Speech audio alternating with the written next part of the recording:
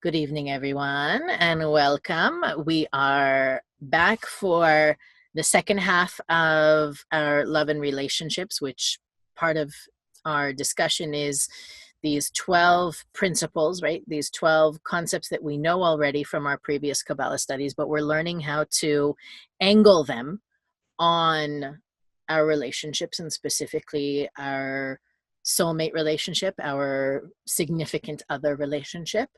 Um, Last week, I know for myself, and the feedback that I got from some of you was that, really examining how we operate in relationships and how we've operated in the past. And also looking at, the sort of divinity, the divine reasoning behind engaging in a relationship and trying to be your best self in a relationship. How it really is relationships really are a significant opportunity for spiritual growth. Of course, we want to learn more to enhance our existing relationship or to build a stronger vessel for the next one. And we want to bring more spirituality to our lives, right? I had a few conversations with some of you, and one of the things that was common in those conversations, getting my water, is that when it comes to relationships, it's really hard not to be physical, not to be focused on the 1%, when, in a way, when you meet someone, the thing you know most about is their physical 1%, right? You need to get to know their internal, but the external is the first thing that you're able to even assess. So it really is difficult to refrain from the judging and the focusing. Last week I wanted to tell you a story, but I really feel that it's appropriate as we get into these other concepts to share it with you. And it's one of my all-time favorite Kabbalistic stories. I usually tell it on Tu B'Av, which is the day on the Kabbalistic calendar where soulmates can unite. It's a very positive day, and what makes it a positive day is the balance in the masculine and feminine energies in the world, in the cosmos. So the story is that there was a great sage, a great scholar, who had a daughter of marriageable age, and as her father's daughter, she had very high standards. She wanted to, marry a person of a certain standard in a way, both spiritual and learned, and of course, the whole package. So because the father was of such a high stature, they were conducting kind of interviews, and suitors were coming to the home. It reminds me of the story of Aladdin, right? No, the Sultan couldn't find anyone that suited Princess Jasmine. So they met different people. People came, scholars and sages came from different, cities and towns in the surrounding area, and nobody met their criteria. Nobody was really suitable for her. She was both smart and beautiful, and again, the whole package. So they stopped for the evening. It was a rainy night, and they retired to their rooms, and there was a knock at the door of the home. So the father went downstairs and opened the door, and standing there was a disfigured man, somebody who was actually difficult to look at. And he asked quite humbly and eloquently for the chance to marry his daughter. So the scholar, knowing that things aren't always as they appear, and being a kind person, didn't respond badly. He was quite gracious. Actually, he said, please come in and let's sit down, have some hot tea, and we'll talk. So he brought the man in, and he said, my daughter is kind of tired. She met a lot of men today. And he said, I just need a few minutes with her. I feel like if I'm able to talk to her, we'll connect. So again, being respectful, he called his daughter. The daughter said, what's this about? The father explained, and she said, listen, I met a million guys already. You might as well talk to this one too. So they went to her father's study and they spoke. And after a few minutes, She came out crying and she said to her father, "This is the man I want to marry." And again, it's not that he was bad looking. He actually was disfigured, right? His face was not symmetrical, and to the point where it was said about him that people actually looked away. No, he was very wise, very well-to-do. He had the whole package except the physical experience, the physical appearance. So the father looked at her and said, "My darling, I trust you. Obviously, you know what is true for your heart, but I have to ask you, how could, after just a few minutes," I always get choked up when I tell this story. The father said to her, after looking, after speaking to this guy for just such a short time, "How is it possible that you could have such conviction?" And she said, "He told me this story." And the man told her that in a previous lifetime, she had been very cruel and inconsiderate and kind of disrespectful of other people's appearances. So it had been decreed that in order to correct that, she needed to come to the world being horribly disfigured. But as soulmates, he couldn't bear to be in the world with her, him being the beautiful one and her being disfigured. So he agreed to take her package for her.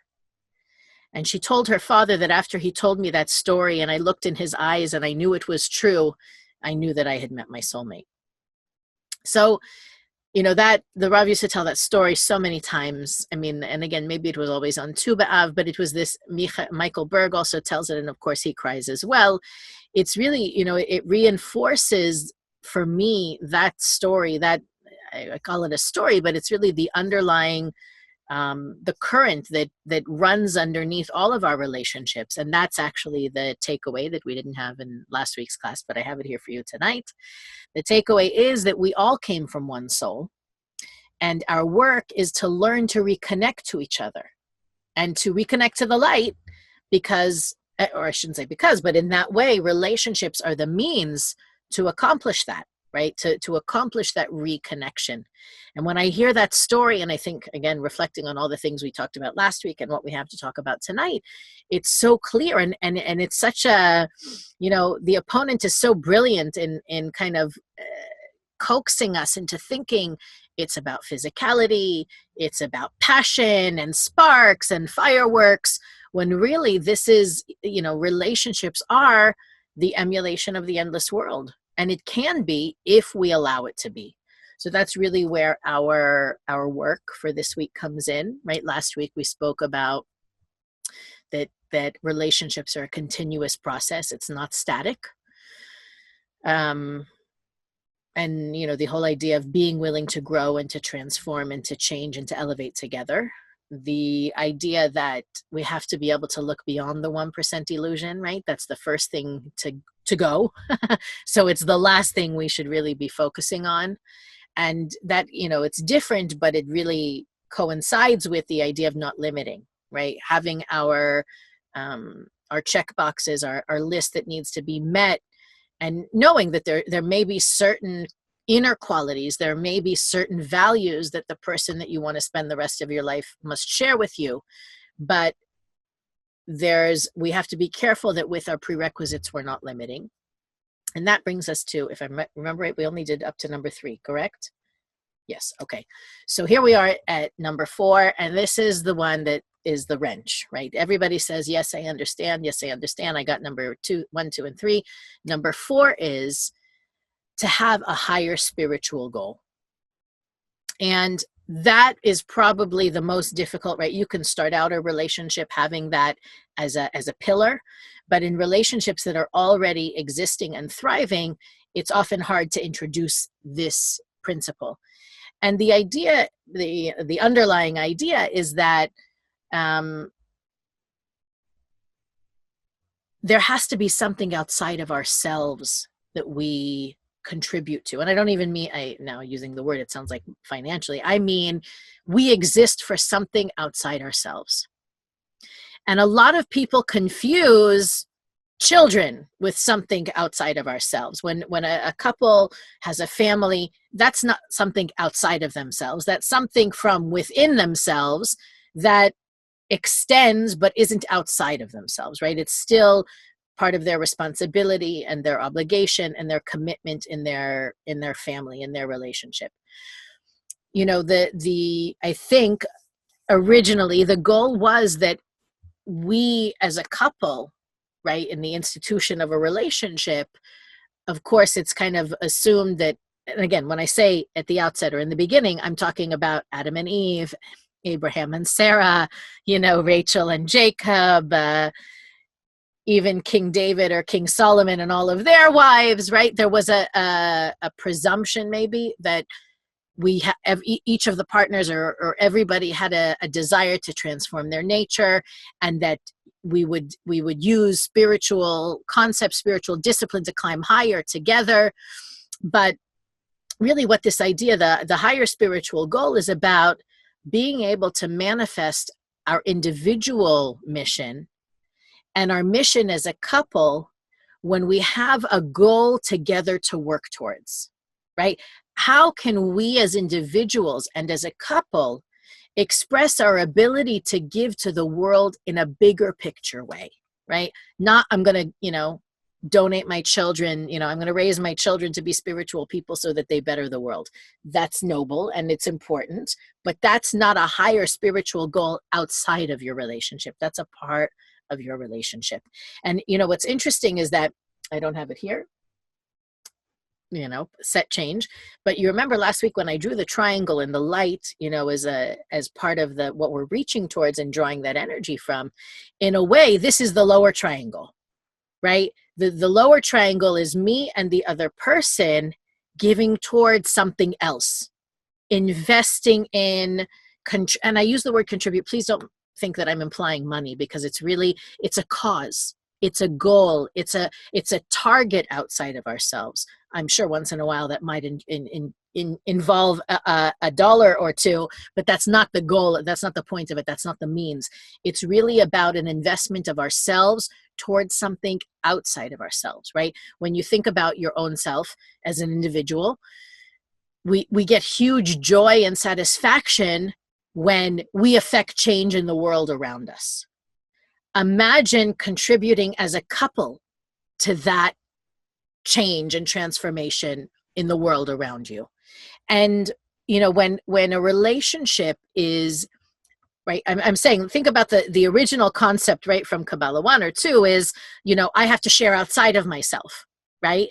I in the class, I guess, whatever it is, class 7 or 8 or 9 in Kabbalah 1, we talk about sharing, right? And sharing is the ultimate tool to express, the light, and to get closer to the light and to work on ourselves. Here we're taking the same concept and saying, if you want to share, right, we talked about sharing last week, you have to share with the other person, but real sharing is together sharing outside of your relationship, right, with the world, to create change, for growth, for spirituality, whatever it is.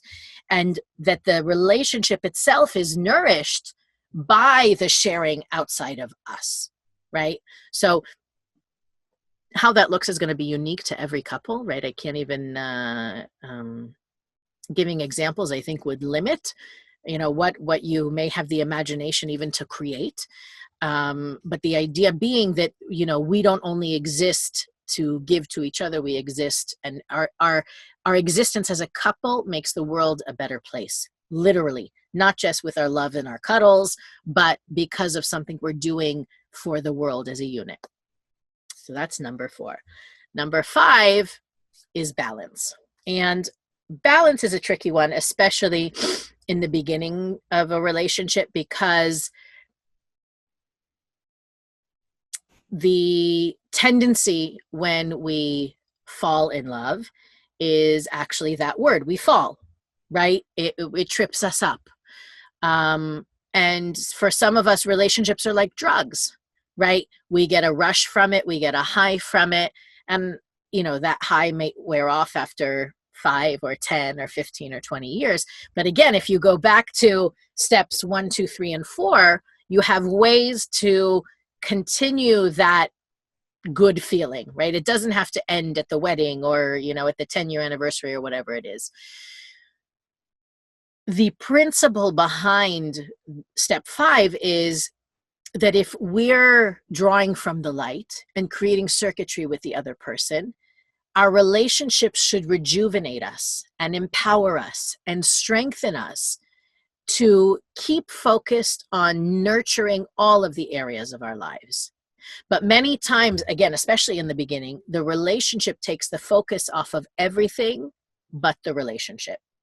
Right? So you may be in a relationship hearing this and being like, okay, Elisheva, it's not our issue right now.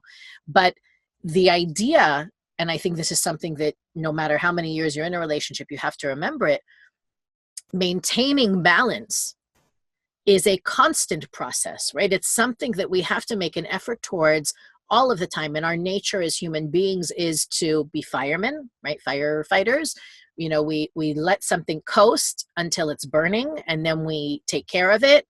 And while we're taking care of it and we're in triage with that area of our life, another fire is burning elsewhere, right? And we end up going, or it's like pots on the stove, right? We're stirring and taking care of the flame until something bubbles over there, and then we've got to leave that one. And so the idea is that if we can make sure that, or not make sure, because you can never make sure, but if we can strive towards balance and constantly giving energy in all of the areas of our life, we have less of a chance of falling out of balance.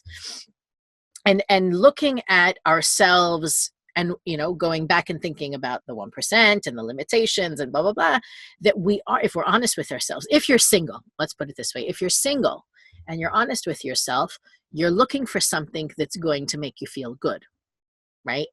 That's the nature of, we're here to receive the light. So we're looking for ways to fulfill us, people to fulfill us. But the looking for those fireworks that, it's almost like, if you think about it like this, it's almost like if somebody doesn't throw us off kilter, we're concerned.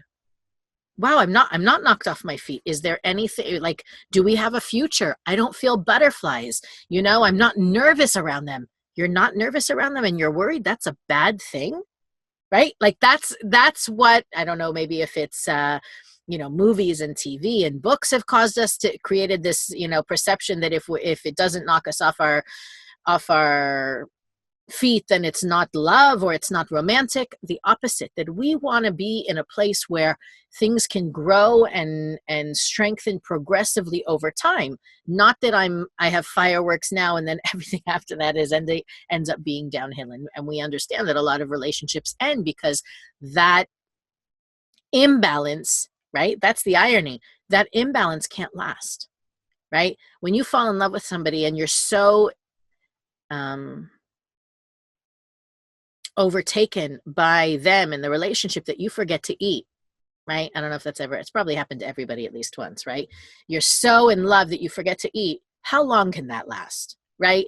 At some point, you eat, right? You may skip a few meals, but at some point you cave, you have something to eat. Or, if sometimes you don't sleep because you're spending so much time with the other person. That's also, that the point is that the imbalance can't last. Whatever is feeding that source of energy isn't long lasting. So we have to find a way, by the way, and again, I want to say, we're talking about relationships tonight, but you can do this with other areas of your life. You can fall in love with your work. You can be head over heels excited about a new friend. That type of love takes us away from other things and compromises the balance in other areas of our lives. So I guess the bottom line is that a soul relationship really should help us to be filled with light and energy and motivation and perseverance about everything in our lives, right? This person being in my life makes me a better employee or employer, a better daughter, a better mother, right? They should bring their presence in my life should add to every area of my life, not take me out of every area of my life or detract from every area of my life. So when there is that kind of dependency or imbalance, it means that the light isn't the source in the relationship and it's destined to crash. That's really the bottom line. So that's why balance is so important. You ready for number 6? Okay, and if you have questions as we go, write them down because the question might be answered in a later step, but if it's not, we'll get to it at the end. of tonight. So step 6 is no time, space, and motion. Okay. And this is again one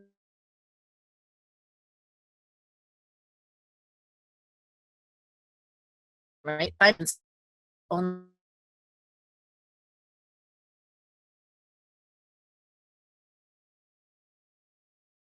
me, I don't been on a blind date, but you go on a blind date and you're sitting next to the person, right? Or you're sitting across from them at a table and you can't wait for the date to be over with, right? There is no, you couldn't have picked anybody more not for you, right? So in that situation, right, you're sitting across the table from them. So let's say you're maybe 2 feet away from them. There's no physical space, right? You're very close in proximity, but yet there's no connection. There's no affinity. There's no relation between the two of you. In that same way, when there is a real connection with the other person, even when you're physically separate or physically distant, that person may be in another place, but you feel that you're with them, and they feel that you feel you're with them, and they feel that they're with you. So the idea is that it's not about the physical space, it's about the affinity and the intention. And if like attracts like, a real connection, real oneness, isn't about, honey, you've been at work so much lately, or you don't spend time with me, or things, something else might be missing, right? That's the excuse. That's the 1%. What's missing is the affinity. And of course, you would love to be able to be with the other person all the time. You might even work with your partner, which means that you do get to spend lots of time together, but light isn't boring, right? Hopefully the other person doesn't bore you either, right? If you have this soul connection, in the same way that the light isn't boring, there'll always be new things in your relationship, discovering new interests, sharing new things, right? The point is that the laws of affinity, right, kind of dictate that if we have the same desire to grow closer to the light of the Creator, that affinity doesn't come from us spending time together, right? The similarity of form doesn't come from the fact that we share a bed or a home. It comes from the affinity of the internal, of the non-physical, of the non-1%. And working toward, right, it goes back to the previous ones, working toward receiving for the sake of sharing, working toward making a difference in the world, sharing goals outside of yourself will bring another level of connection to the relationship, right? That's what brings, telepathy or sharing, being able to finish each other's sentences, right? That's not what the Ari says defines a soulmate, right? The Ari didn't say, oh, if you can finish each other's sentences, or if your partner knows exactly how you like your tuna sandwich, that's a soulmate, right? Affinity is something that's beyond time and space. Affinity is something that comes from the internal. So, kind of in understanding that, we realize that the time that you spend, I should say, that doesn't mean that you shouldn't spend time together. It's not that Kabbalah teachers who are married don't talk to each other, don't spend time together, don't, quite the opposite. But the point is that the quality of the relationship or how we feel about each other doesn't depend on how much time we've spent with each other, or if one is traveling and one isn't, right? It's not the time and the space that determines the quality. The quantity doesn't determine the quality. There's another way to say it. Okay, here comes number 7, and number 7 is a really difficult one. And again, it's going back to previous principles that we've learned before. Now we're learning to see this principle through the lens of relationships. And it is no expectations or conditions. Now, what is this really saying? What from what we've learned in the past, what principle is this? This is, we're here to be the cause and not the effect. Now, I want to make sure that everybody understands this is one of those steps that everybody falls at sometimes. And you see, as we get higher up, in a way, it's even easier to fall at those things, right? Because maybe at this point you're already in the relationship. By the time you've checked off step 7, the relationship exists. The key is really to recognize it, to realize when I'm in vessel mode, when I'm in effect mode, and to go beyond it, right? Remembering, again, going back to previous steps, a relationship is a work in progress. It's constant work, trying to increase our connection and our love and our circuitry. So as I'm growing, as we as a couple go to our next level, there's a new version of this step. Having expectations or conditions in a relationship, if we're honest with ourselves, puts us in victim mode, right? If you're complaining, especially if it's about the same thing over and over and over and over again, what we're really saying is we expect the other person to make the relationship better. It's on them. And that doesn't mean that something isn't wrong or that there isn't something that's not right, but it's the same issue. And the issue becomes a source for fighting. Our being a victim isn't going to strengthen the relationship. Remember, we spoke about last week, each person needs to focus on being the cause, right? If I'm the victim, I'm hurting the relationship because it injects that energy of poor me, right? Is there any aspect of poor me in the light, right? Does the light say, I'm all alone up here, you guys are taking so long to get it together? No, the light is this endless force of giving and sharing. And of course, we as humans, right, we trip and we fall and we get up again. But when we find ourselves in that place of poor me, or waiting for the other person to change something, or complaining about the same thing over and over again, right? Those are all symptoms. The most powerful thing that we can do is to look inside and to say, what is it that I can do, right? I might not be able to solve the whole problem by myself, but the question is, what can I do? What is in my ability to make things better right now? Maybe it's something I can do to improve communication, right? By the way, it's called receiving for the sake of sharing, right? I didn't know, I hope you've never heard in a Kabbalah class that we're here to become beings of the desire to share. We're here to become beings of the desire to receive for the sake of sharing. And there's different ways to share. There's different ways to express that part of us. One of them might be, giving whatever the other person wants, love, affection, attention, time, money, whatever it is. But there's another way. There's another way to receive for the sake of sharing. Don't tell anyone I told you this one. There's a Kabbalah teacher secret. The other way to give is to ask for help and to let the other person be the giver. And by allowing them to be the giver or creating the opportunity for them to be the giver, you're actually helping them.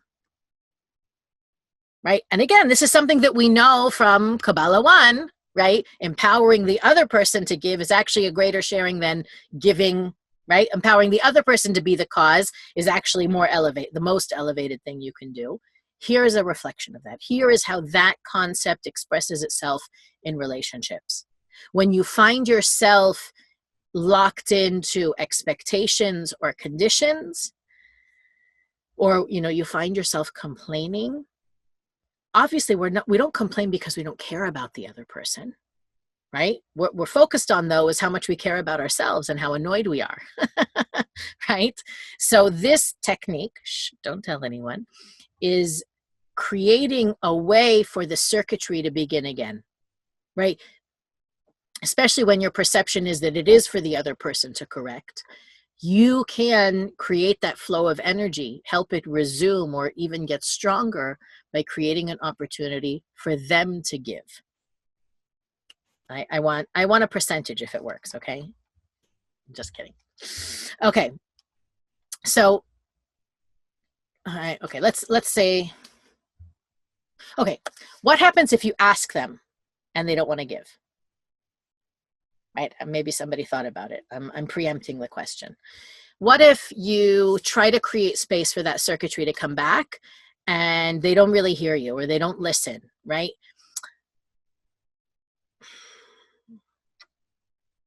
Whenever there is a blockage or a challenge in the relationship,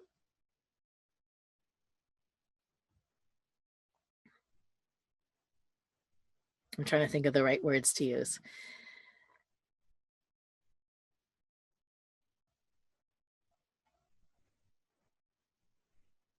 What you're really trying to do is to create an opportunity for them to do something outside of themselves.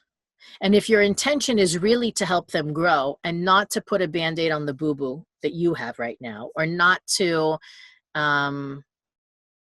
fulfill the lack that you're experiencing, right? We all have issues, right? I hope I'm not ruining it for anybody. Everyone has issues, right? And we're all here, I'm sure we understand that, we're all here to help each other get outside of ourselves. So the whole expectation or condition thing often connects to who's in control of the relationship, right? It's not about who's in control. It's not about being in control.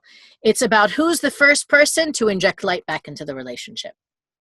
That's the competition. That needs to be the competition in the relationship. Not who was right and who was wrong, or who shared and who didn't, but who's the first person to flip on the light switch in the relationship. If two souls are supposed to be together, the chemistry is there, the potential is there, but sometimes we get in a funk, right? You don't feel like changing, you don't feel like taking responsibility. The whole thing about being a victim shows up in relationships, and sometimes for the right reasons, right? But if we're not a part of increasing the light in the relationship, it can become a dead end. And you have a choice in that moment. You can say, am I going to be annoyed that I'm doing everything? Or am I going to ask the question, what can I do about it? Right? What am I able, where is the opportunity for me to be a part of the solution? Being stuck in the role of the victim, while it can be justified, just makes you more angry and more reactive and more negative. Right? And it's hard to see your tikkun in a relationship. It's very easy to see the other person's, right? I'm the first person to say it. But if I can step out of it for a second and say, there's got to be a way to turn on the light now, I'm the one who wins in the end. Even if, I don't get the apology or the expectation fulfilled, I've turned on the light, we both win. There you go. Okay, step 8. I'm worried about the time now because each one is like its own class. So step 7 and 8 are very closely related, right? Step 7 is no expectations or conditions. Step 8 is no entitlement. And they sound very much, like evil twin sisters, right?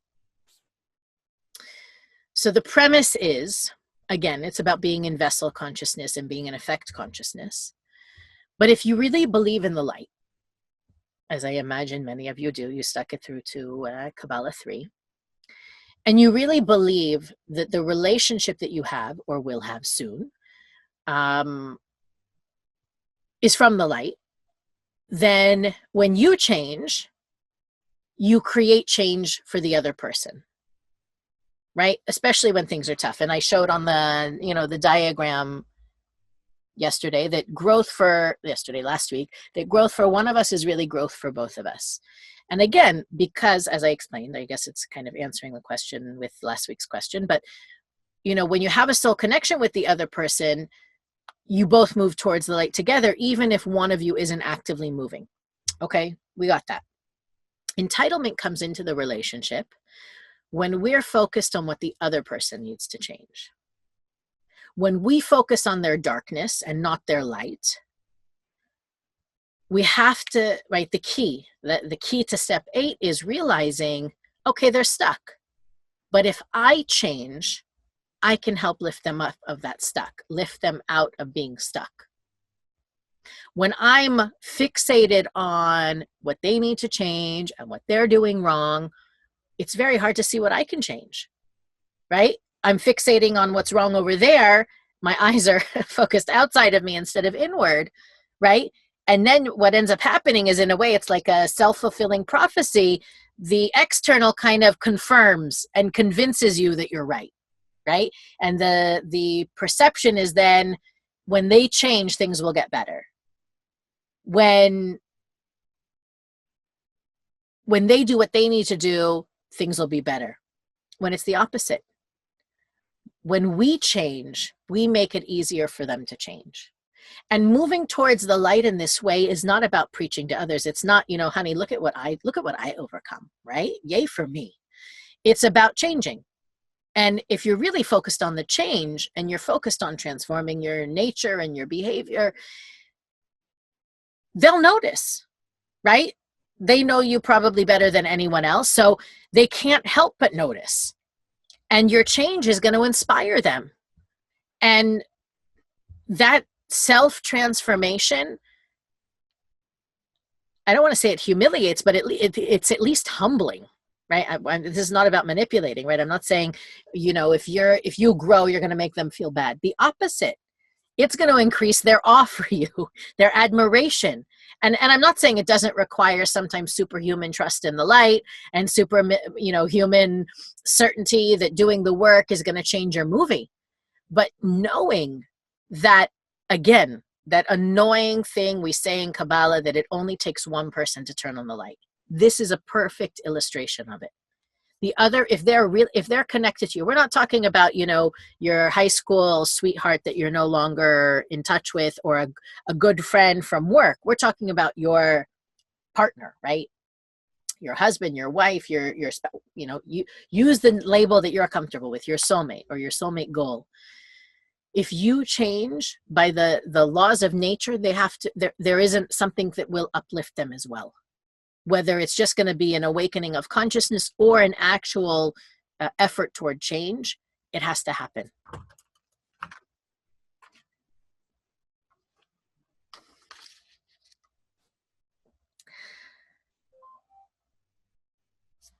Okay, that's step 8. Trying to be cognizant of the time, especially now that he brought that in for me. Okay, step 9 is, again, going back to light and vessel, but from a different perspective, is that we're not here to fill the lack or the emptiness of the other person, right? And I think Jerry Maguire ruined this all for us, when he said, "You complete me," right? That beautiful moment in the movie.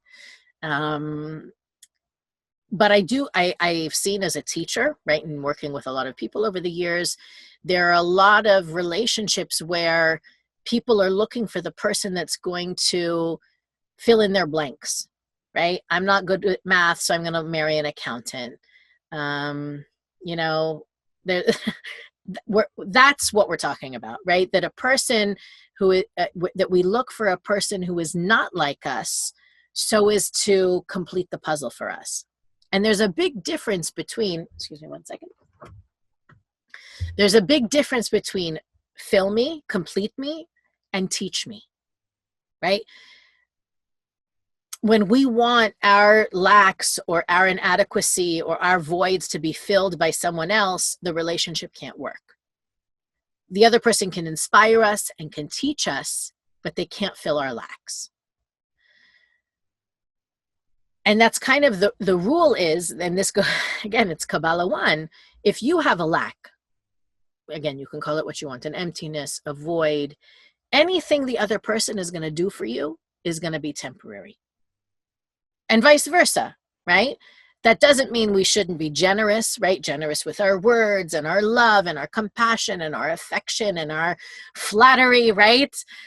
That's part of giving, right? But as the receiver, right, when I'm the receiver of that, I need to know that stuff isn't going to fill me up. Energy that I give to my partner or that my partner gives me can support my efforts to loving and sharing and to, giving outside of our relationship. We all need energy. But if we look to the other person's energy to fill my lack and my emptiness, there's never going to be enough energy to go around, and both of us are going to end up feeling empty. So from my point of view as the giver, I need to give the support and to teach and to guide and to inspire and to care and all those things I said before. But as the receiver, I can't look to my partner for all of those things, right? It's a that idea, again, going back to the class about sharing, looking at life as tit for tat, or if you make me feel secure, I'll give you meaning and attention, right? We have to make sure that we're not keeping score, or that we're not measuring, well, I gave so much, now what are you giving, right? That's, again, any behavior that has the connotation of that vessel consciousness, of the effect of being the receiver, we need to switch it somehow. And that's for each person to switch on their own. That's not for you to say, honey, you're so in vessel mode right now, can you just snap out of it? Right? That's again kind of the preacher talking. We're not here to preach to anybody. It may help to say, it sounds like you're feeling like I felt a month ago when I was totally in victim mode because of what happened at work, and you came to me and you showed me and you helped me see, and that's what helped me to switch it around. That's a better way to tell somebody they're in victim. You could use that technique on anybody, by the way, but it's an example of, coming from a place of compassion and connection is a better way to help someone see where they are than standing there and going, is that your soul or your body is that your soul or your opponent, honey? You may have a relationship where you can say that, but you've got to agree to that in advance. Don't whip that out of nowhere. Okay. That's my advice, not from personal experience. Okay. Step 10. Step 10 is I'm the cause, right? So the last 3 principles have been, don't be the effect, don't be the victim. Step 10 is I'm the cause. And what I'm the cause really means is that we must, maybe I shouldn't even use the word must, the goal is to always come from a place of proactive confrontation, right? And one of the kind of signature qualities of those repetitive arguments we mentioned a few steps ago is I'm right and you're wrong. Right? The repetitive argument is, I'm still trying to make you see I'm right and you're wrong. Okay? When you have the consciousness of being the cause, you know that it's not about right or wrong, but I'm the cause, right? I can cause it to be better. I can cause it to be a learning experience for both of us, even if the person is totally wrong, right? I can be the cause of creating our elevation, our understanding, our growth. And many times when we have an argument, what do? We drag out the history books, right? That's often the whole essence of the fight, right? It's never about what actually happened. It's about the many baggage, the suitcases of history that we bring into it, about all the other things in the discussion. So let's say you do find yourself in one of these repetitive arguments again, you have to ask yourself the question. Meaning you ask yourself, why are you talking about these things now? Is the goal in talking about all these things right now to strengthen your relationship? Or are you trying to point out again how your partner is wrong? Could there be, you may have valid material in your suitcases, okay, in your baggage. Is there a better moment to bring out these ideas? Or is it in the moment where you're struggling and you're arguing and you're, hitting below the belt? And I know when I say it like that, it's really obvious, but when you're in the midst of the battle, right? When it's heated and you have the previous hurts and emotions coming up, it's not so easy. A true relationship is about open communication. When we keep things to ourselves, and keeping things to yourselves is not just not saying things or not talking about things when they happen. It's about the registry. Right, ladies, you know about this. You have this book and you're keeping track of all the times that X, Y, and Z happened or X, Y, and Z didn't happen. What happens when you create, when you hold those things, right? You keep those things to yourself, the evidence. You withhold evidence from the court. You create emptiness. You create space. And whenever there's an argument, you're not the cause. Both of you are the effect. Both of you are reactive. It's like your opponents are having the conversation instead of your souls. Proactive confrontation is what we call it when one of us, and I'm saying we can only take responsibility for us, when we step into the role of the cause. What is the role of the cause? I want to make it better. I'm the cause of creating understanding. I'm the cause of letting go. I'm the cause of diffusing the anger. And sometimes that means letting go until the anger is gone, or until the negativity dissipates, or until you can dissolve your feelings of hurt and you can be in the right place and come from a place of sharing and sharing even what happened from a place of moving to a better place, from a place of moving to a better place. You know what I mean? For the sake, for the sake of moving to a better place. And that requires sometimes superhuman strength. But that superhuman strength doesn't come from discipline or resolve. It comes from really being connected to your own soul. And strengthening the ability to proactively confront is something you have to work at. Don't wait till again, the soup is boiling over to have a proactive confrontation. The proactive part is doing it not when the soup is boiling over. The proactive part is, honey, we got into an argument last week and we were really both, pissed off. I'm wondering if we can talk about it now when we're both cuddly and huggy and, schmoopsy poo, right? No matter how we do the confrontation, there's going to be some judgment there. And when we're angry, it's easy to let all, the files open. But remember that the Zohar says that when we're angry, our soul steps out and another spirit takes over, right? Anger comes from deep negativity. I mean, when you're really angry, right? When you're a little bit annoyed, it's a different case. Proactive confrontation is one of the most powerful things that we can do, because what it does is it prevents the negativity, right? It prevents your worst you from coming out. And that's why talking about things and not holding on to them is proactive. Because eventually, when all the files spill open, there's tons of them. Isn't it easy to open up a single file and say, can we review what happened here? Right? The same way that you would with a client or a customer or a business partner that you value, that can hold, a lot of financial success for you, right? You wouldn't call them up and use 4-letter words and say, how dare you, you don't, right?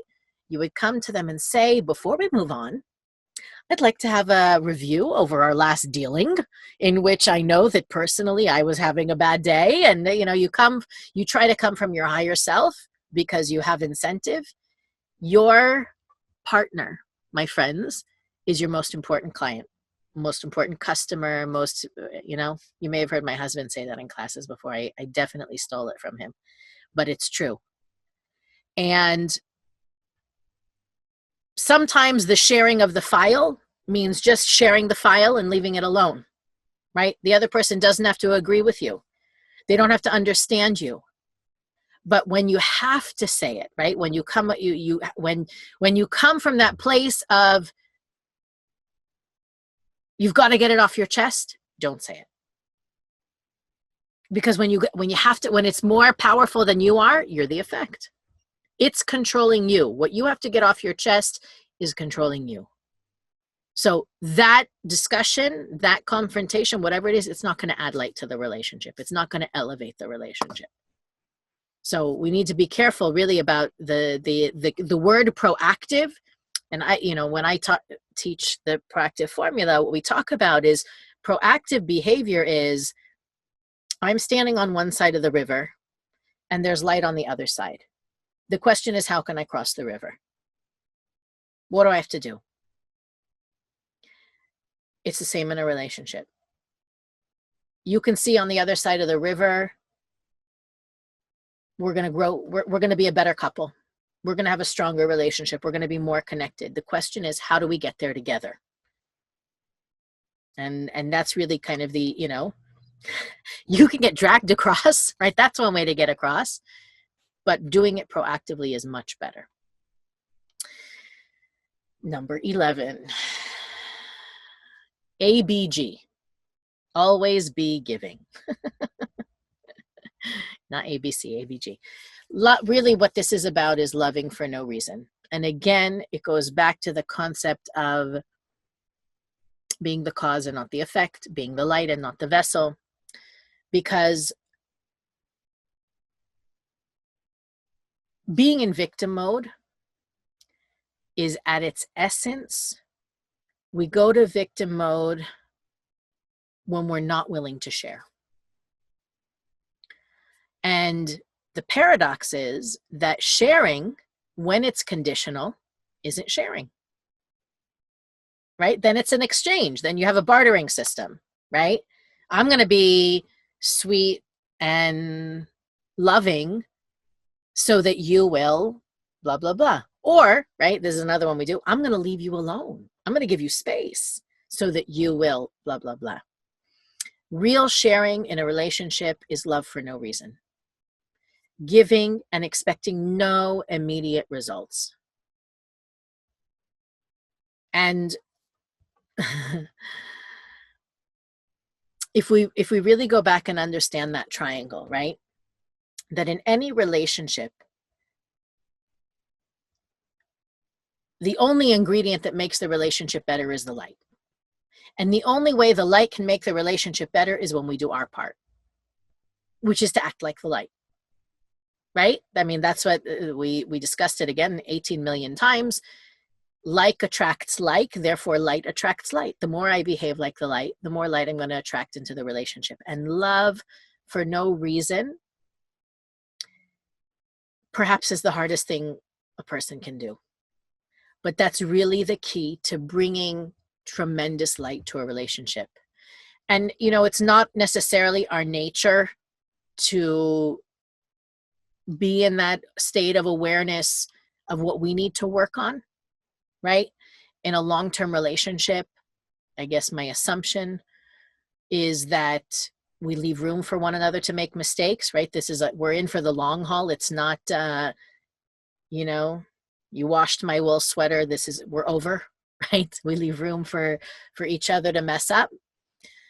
What's interesting is that the Zohar talks about the whole idea of having children, right? That the main motivation a couple should have for bringing children to the world is to teach them to reveal light. And the Zohar goes on to say that if we, and the truth is, I wish I had the quote. I could read it directly to you. I have no idea where it's from at this moment. But if we don't teach our children to reveal light in the world, I do know where it is. It's Chai Sarah 41. See, if you ask, it comes. That if we don't teach our children to reveal light in the world, if we don't empower them with the understanding of what sharing is, we will be frustrated and angry when they reach the age that they can make their own decisions and they're not making those decisions in the way of the light, right? From a sharing place. Everything the way you behave, everything that you say, it's all about, maybe I'm using the example of children because in a way I think it's easier to understand how your words and your actions affect your child, right? And that the Zohar talks about it being the purpose is for the sake of sharing. We get that. The purpose of a relationship is also for the sake of sharing. To be able to express love for no reason, unconditional love. So do you really, does it occur to all of us that my words and my actions are affecting the other person? Right? I mean, again, I'm thinking about the average relationship. It's a lot of tit for tat. You did it this week, I'm going to do it next week. Or, when you had a rough day at work, I gave you a foot massage. Where's my foot massage? Right? Now, there can be a playful way to ask that question, but there are also people that will actually hold a grudge because of that, right? I'm always giving the massages. What about me? The point is to remember the goal, to remember the purpose, to remember the reason that you're together. And if the reason is a little bit skewed, you have time to fix it. You can transform it. That's the whole reason of sharing this information, right? I'm looking at people, I'm sure you have been married there are people sitting among us who've been married for more than 20 years, right? More than an adult lifetime, right? Anything can change. The light is magical and miraculous, and bringing light into a relationship it's the secret spice. It's the secret spice in a relationship. But going back to that idea that if our purpose is to bring in the light and to use the relationship to reveal light, and our purpose in being with the other person is because we know that's the relationship that's going to help us reveal the most light, we're fulfilling the purpose. So that's 11, love for no reason. Number 12, are you ready? This is the one that I end up shoving my foot so far in my mouth, so I really hope I won't do this terribly. The physical relationship is never the cause. What does that mean? It's the result. And in our day and age, often relationships start with the physical. But historically speaking, energetically speaking, they're always the effect. And from the wisdom of Kabbalah, we understand that sex is a powerful tool to create a bond between two souls. That's what sex is, according to Kabbalah. If we change the purpose of sex to be about physical pleasure for myself, that consciousness is going to affect the relationship. Again, sometimes there isn't even a relationship for it to affect. Assuming that there is a relationship there, that there is an emotional bond, mental bond, even spiritual bond, sex for the self alone will create damage to the foundation that's already there. And the Zohar talks a lot about, the union between souls, and that there is this desire to receive for the self that comes up in sex, right? If we're honest. Kabbalah doesn't say repress the desire. Kabbalah says see the desire, but choose to step out of it. Choose to inject consciousness into it. It's possible to have a consciousness and experience pleasure simultaneously. So the Kabbalists say, when you look at the opportunity to have a physical relationship with someone, right? The question is the sex going to bring light or negativity? And many times when there's a challenge in the sexual chemistry in a relationship, it's because something else, right? One of the other steps in the relationship is missing or not working, right? Our body consciousness about sex will always want us to try something new or different or exciting or more powerful, more effective. But when that desire for more or better is without spirit, is without soul, is without consciousness, we're always going to want something else. And again, that's just a reinforcement of the concept that we've learned, that if the light is not involved, it's finite. Or, there's also that idea, right? We just talked about it in Kabbalah 1. If there's no restriction, the fulfillment is finite. So restriction doesn't mean repression or abstention. It simply means finding a more powerful way to reveal the light, a more long-lasting way to reveal the light. And if we're working on the other 11 ingredients that we talked about, tonight and last week, you can trust that the physical will be there, right? If your focus at the beginning of the relationship is the other 11 steps, the physical will be there as well. And, I want to say it's obvious. It's not obvious. Many times when a person in a relationship is looking for something new and different, right? It's because the other thing is what they already have is getting old. And I don't mean old in aging. I mean, not exciting, right? Not new. If you're working on the other 11 steps and you're growing and you're not the same person you were a year ago, the relationship is always in a state of renewal, always in a state of transformation of there's always a new incarnation.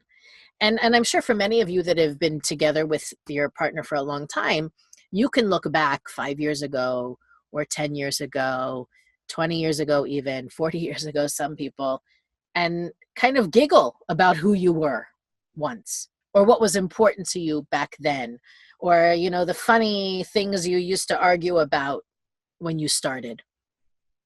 Life makes us grow, right? But our willingness to grow and the purpose for our growth really makes a difference. So when our growth and our transformation brings that freshness to the relationship, I feel like I'm on a cooking show now. Freshness. It's been a long time since I used the word fresh in a Kabbalah class. That renewal, and I like the idea of it's almost like your relationship goes through incarnations, right? You had the incarnation of when you met and who you were then. And as you grow and you transform, you create new versions of not only yourself, but of the relationship. So really all of the things that we shared, right, tonight and last week, it's very hard to master them and practice all of them simultaneously, right? And I'm being honest with you, right? The nature of a relationship is that you have to be aware.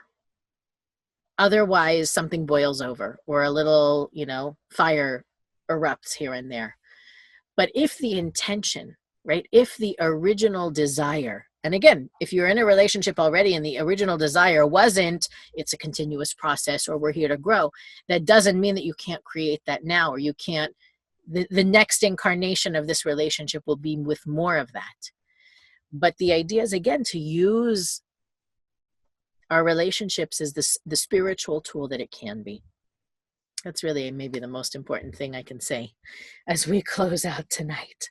And appropriately, the tools like the Zohar, sometimes it's connecting to a new moon or a death anniversary, or, there's windows in time that can invigorate and reinfuse our relationships and our intentions, right? We have a few coming in the next few months. Looking for opportunities, even if you're on your own studying Kabbalah, to draw that energy for the sake of using it in the relationship. I have to tell you something. Years ago, and I don't remember how many years ago, it was definitely at the beginning of my marriage, my husband asked me a funny question. And I'll leave you with this story for the sake of time, and it's a good exclamation point at the end of the class. And I'm not even sure he said it to me. I think he said it in a lecture. And I was in the lecture, so I heard him. And his question was, do you pray for your spouse? And I was like, what? What's he talking about? And he went on to say, of course, when we pray, we meditate, right? We open our palms, we want to draw the energy, we open the Zohar, we're thinking about our goals and what we want to accomplish. And, maybe you do Ana B'Koach and you try to draw this light into your life and in your, how many of us pray for our spouse? How many of us think about our spouse when we're drawing down the energy in our meditation? And I'm glad that it happened early on I want to say it was within the first few months of our relationship, because we were living in London, our marriage.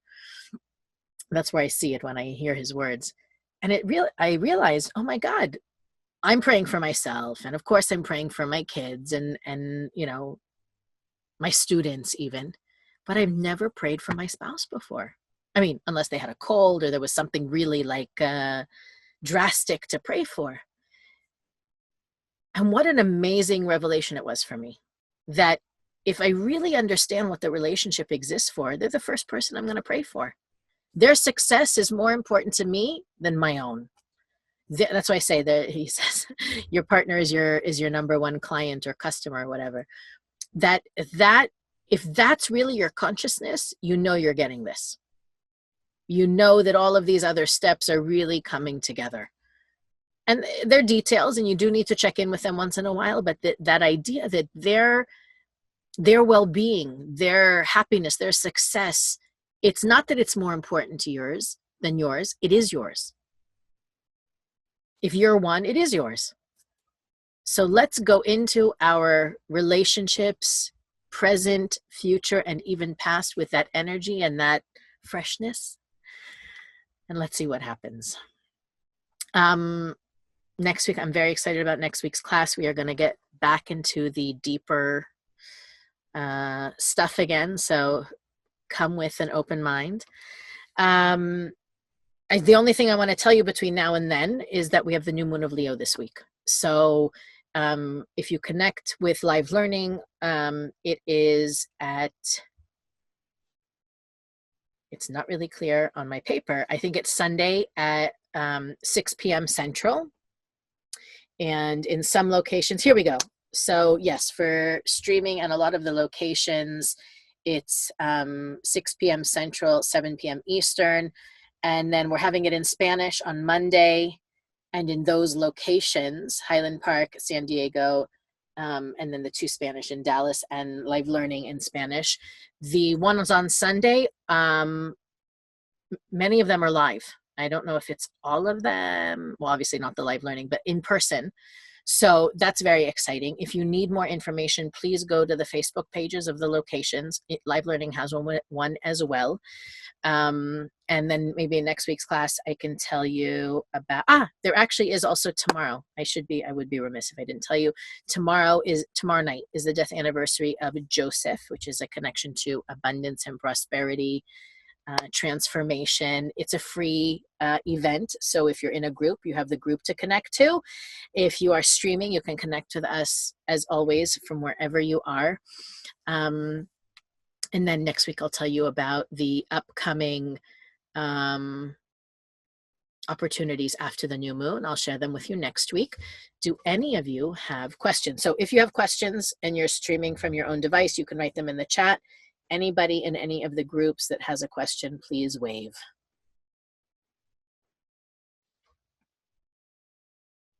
Really? Okay, guys. I promise I'll give you something harder to digest next week. Thank you so much for being the cause in our relationship this week and giving me all of this amazing stuff to talk about. I hope you are able to use what we talked about to enhance your relationships and reveal more light in the world. We'll be back next week. And then I think we have 7 and 8. We have 2 more weeks together. So next week is mystical. And the week after, I will try to bridge the spiritual and the physical. And I will send you on your way. So have a wonderful week. Happy new moon of Leo. Maybe I'll get to see some of you in person in San Francisco. And that's all she wrote. Good night.